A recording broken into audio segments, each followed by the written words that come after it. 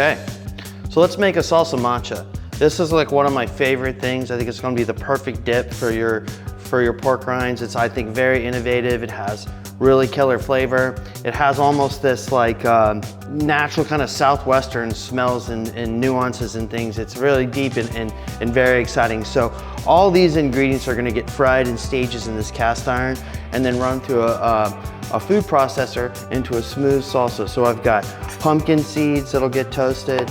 I've got peanuts, sesame seed, little Mexican oregano, different dried chilies. So I'll just get going into the chilies and we could talk about that as we go.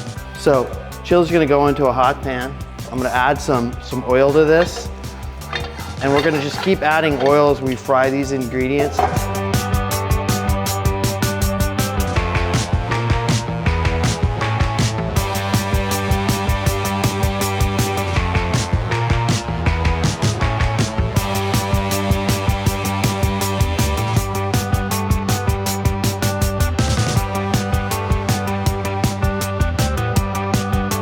So at this point, we've got all these great roasted ingredients. We're gonna put it into a food processor, and I'm gonna pulse that and just till it really gives it a few good chops and cuts this into like a really chunky sort of salsa. And I'm gonna add some more oil.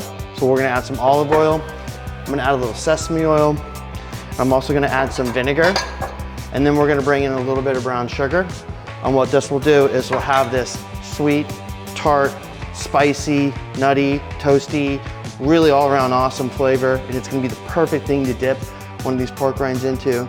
And I also think it's really kind of a stylish move. I think that this is a really like cool and kind of like current appetizer choice. Okay, so I'm back from the food processor. We took all those toasted chilies and roasted seeds and nuts and oils, and I put all that through the food processor and added a little bit more oil, some sesame oil, some olive oil, a little bit of vinegar, and some brown sugar. And what it is here is I'm looking to really balance that sweet and tart and spicy and salty sort of thing. Really perfect when you're talking bar snacks and appetizer-y kind of things, because it really gets your mouth going. And I love this with rinds.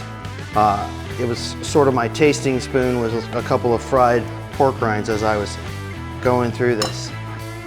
So let's get it in our ramekin and get this out at the table.